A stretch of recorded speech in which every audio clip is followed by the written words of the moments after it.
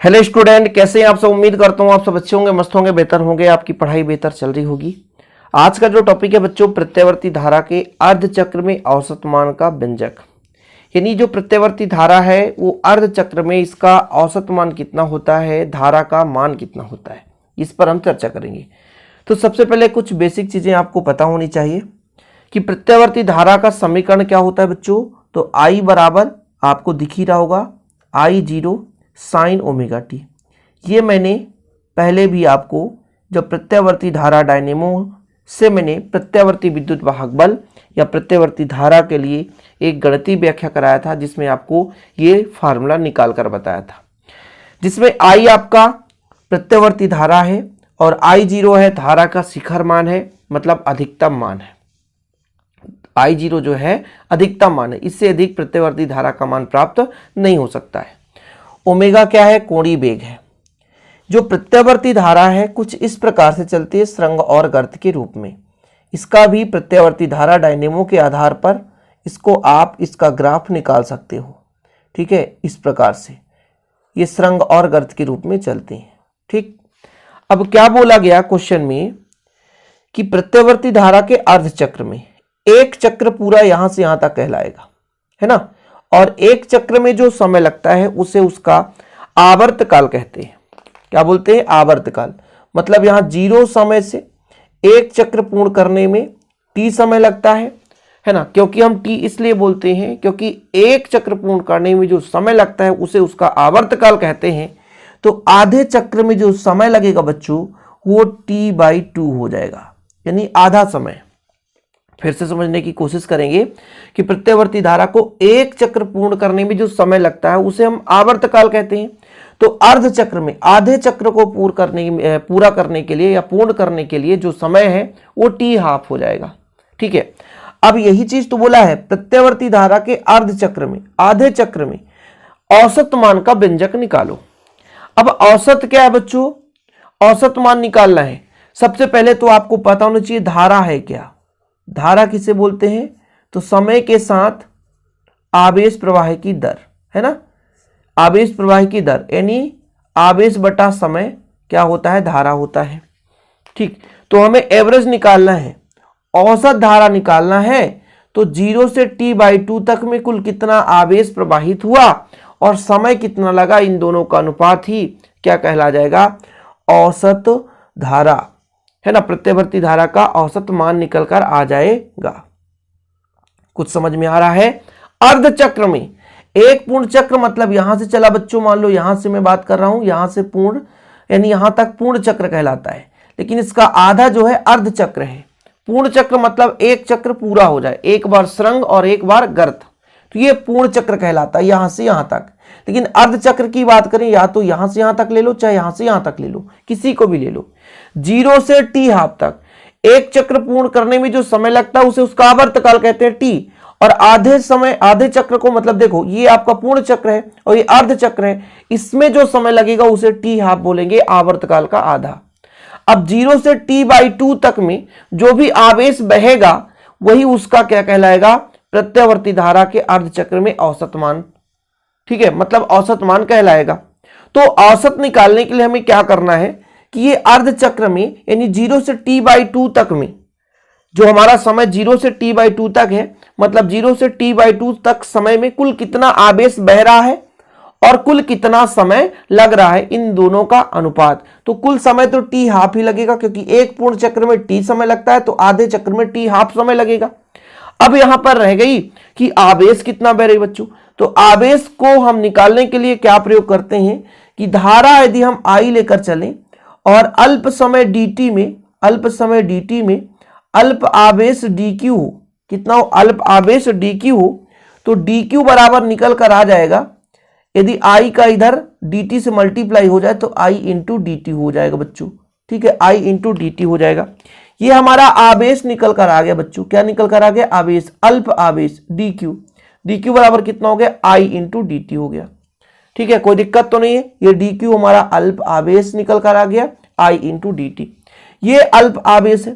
अब इसकी एक लिमिट लगाएंगे क्योंकि भाई साहब जब कोई एक सूक्ष्म यानी थोड़े से एरिया का मान नहीं पता हो, यानी थोड़ा सा वैल्यू पता हो, उसका हमको बड़ा वैल्यू निकालना है, या एक छोटे से एरिया का क्षेत्रफल पता हो, बड़े से एरिया का क्षेत्रफल निकालना है, तो हम उसका समाकलन करते हैं। और ऐसे ही बच्चों यदि हम कहां से कहां तक की बात कर रहे हैं, 0 से t/2 हाफ टाइम रहेगा ना, आधा समय रहेगा, आवर्तकाल का आधा समय लगेगा। तो इसमें जितना भी आवेश बहेगा, इसमें जितना भी आवेश बहेगा उसका हम समाकलन कर देंगे। ठीक है, तो इसका मान क्या हो जाएगा, समाकलन t/2 और ये I इंटू dt।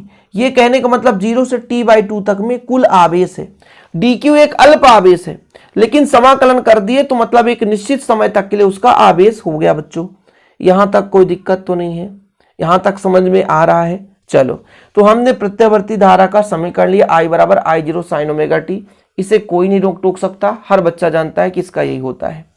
dq का मान हमने बता दिया कि अल्प समय dt में है ना प्रवाहित धारा के मान को नियत माना जा सकता है। तो परिपथ में बहने वाली आवेश dq बराबर I इंटू dt। चूंकि हमने आपको बताया कि I बराबर धारा बराबर क्या होता है, आवेश प्रवाह की दर यानी आवेश बटा समय अंतराल। तो यहां से dq बराबर I इंटू dt निकल कर आ जाएगा।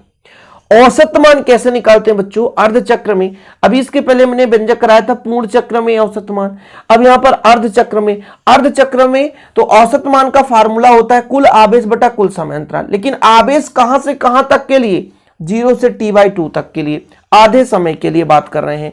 ये जो हमारा ये ग्राफ बना था बच्चों, इस ग्राफ से देखो, इसमें 0 से t/2 आधे समय के लिए, इसलिए 0 से t/2 कर दिया हमने, कोई दिक्कत तो नहीं है। और हमने आपको बता दिया कुल समय अंतराल, कुल समय अंतराल मतलब कितना समय लगेगा यहां से यहां तक, तो t हाफ लगेगा।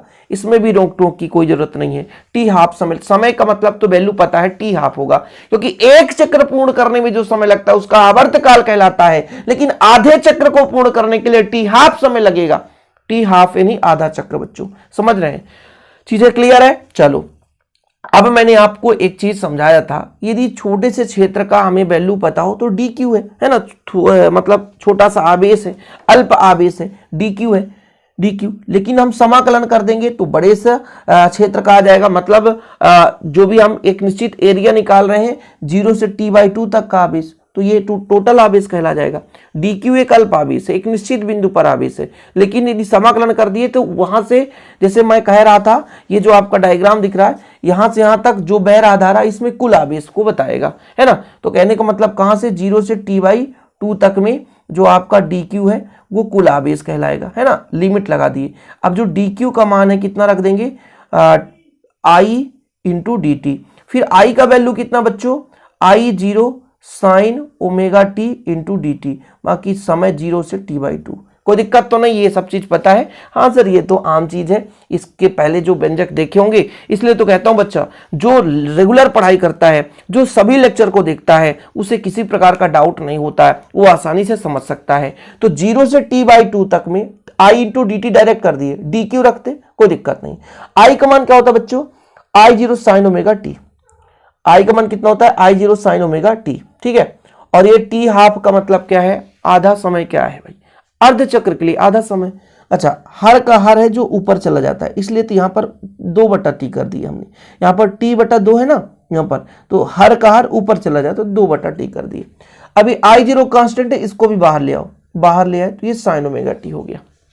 अब रही बात यहाँ पे समझाने की, थोड़ा समझा दूं बच्चों, थोड़ा समझा दूं तभी मजा आएगा, है ना। चलिए यहां से मैं कोशिश कर रहा हूं समझाने के लिए। देखिए आपके पास वैल्यू आया 0 से t/2 है ना, और dq है बटा जो भी समय लगा, ठीक है। इसको मैं थोड़ा सा डिटेल कर दूं तो ये t/2 को 2/t कर सकते हैं, उल्टा हो गया।